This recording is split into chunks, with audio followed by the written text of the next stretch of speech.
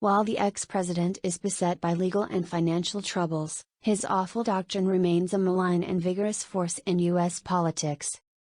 Proclaiming what's going to happen is a popular way to shrug off taking responsibility for helping to determine what's going to happen. And it's something we've seen a lot with doom-spreading prophecies that Donald Trump is going to run for president or even win in 2024. Look to external issues too. For whatever the condition of his own health, his financial health is under attack, with businesses losing money and some banks refusing to lend to him after the storming of the Capitol. It's also worth remembering that he lost the popular vote by millions in 2016 and by more millions in 2020, he never had a mandate. The Republicans are clearly gearing up to try to steal an election again, but their chances of winning one with Trump as candidate seem slim. Currently, he is creating conflict within the Republican Party with his insistence on controlling it for his own agenda and punishing dissenters.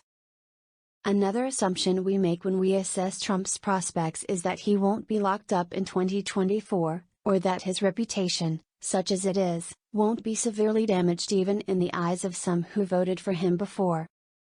Even in the past couple of weeks his standing has shifted significantly. Former Attorney General Bill Barr is now speaking up, to promote his book, about how Trump was clearly advised that his claims of election theft had no basis and that his strategies to overturn the results were illegal. The Russian invasion of Ukraine has woken up people around the world, or at least those who were dozing, to Vladimir Putin's malevolence and reminded Americans of how eagerly Trump allied himself with the Russian dictator, personally and politically. Suddenly a lot of Republicans are trying to scurry away from their own pro-Putin record, which may mean distancing themselves from Trump as well. His 2019 withholding of military aid to Ukraine to try to pressure Ukrainian President Zelensky into supporting his lies is also being re-examined under the harsh light of this war. Additionally, Trump is facing many criminal charges, from allegations of financial dirty dealing by the Trump Organization in New York. Trump has called the various probes into the business politically motivated, to an investigation into whether Trump and his allies subverted election results in Georgia, where Trump claims election fraud took place. Just last week, the January 6th committee laid out a series of potential charges against the ex-president, including conspiracy to defraud the American people and obstructing an official proceeding of Congress. Trump's domestic status seems to be shifting rapidly. He is also facing so many lawsuits that both CNN and NBC published indexes of the cases. Last month news broke that Trump had left the White House with classified documents, which he claimed he had a right to take to his home.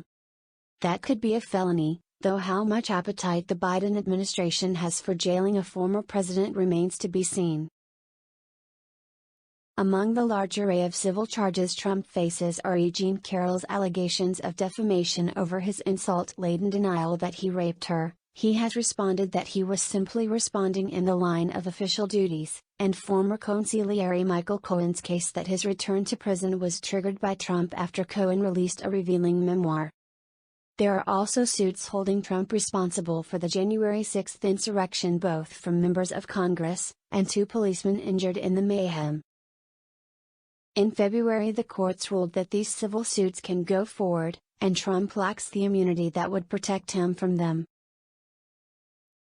Trump has initiated lawsuits of his own, but a great many have been dismissed, although he is still suing his niece, Mary Trump, for disclosing tax information about him.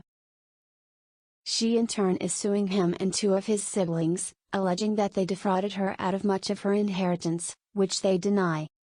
Though the 14th Amendment of the U.S. Constitution should ban all insurrectionists from running for elected office, it seems unlikely to be applied to 21st-century candidates the way it was to former Confederates. But still, the Georgia and New York charges are serious. All of which is to say that the road from early 2022 to late 2024 is bumpy for Trump. Popular opinion is fickle. George W. Bush is Trump's sage and clearly a permanent has-been.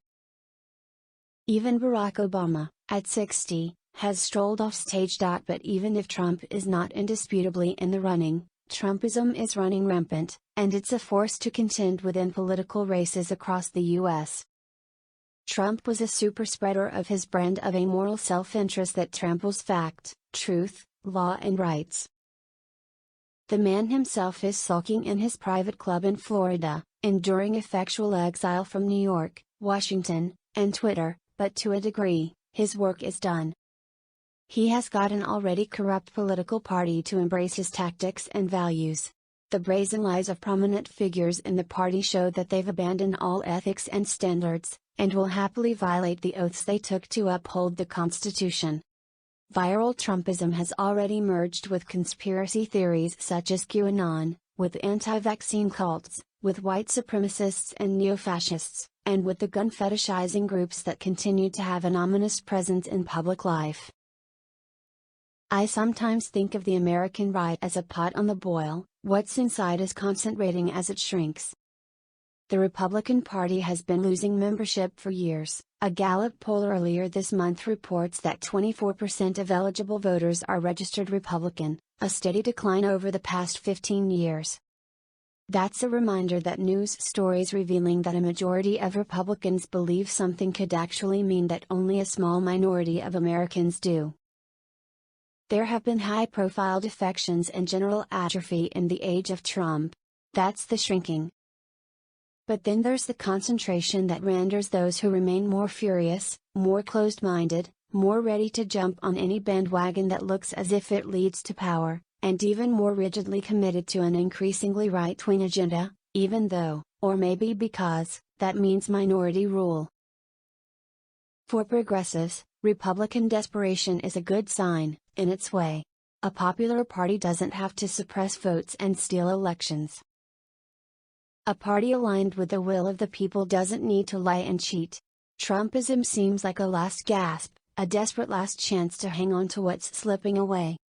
The old Soviet satellite aphorism, "You can cut down the flowers but you can't stop the spring," applies nicely. The future of this country is white minority. Yet the Republican Party has done its best to alienate everybody else, while the rising majority of Americans support reproductive rights, climate action and many economic justice measures. The long-term progressive future of the United States seems almost inevitable. But with Trumpism still a force, the short-term future is alarming and unpredictable, and the damage may be lasting, whether it's the prevention of climate action or the infliction of literal and financial violence on poor and marginalized people. Enemies of authoritarianism and white supremacy have their work cut out, but the task is clear and straightforward: to protect the democratic process, upholding voting rights and free and fair elections, to try to win those elections for progressive candidates, and to articulate and defend the values behind those objectives. Trump is treading water, but this is how resistance to Trumpism works, and how it can prevail if enough people work at it hard enough.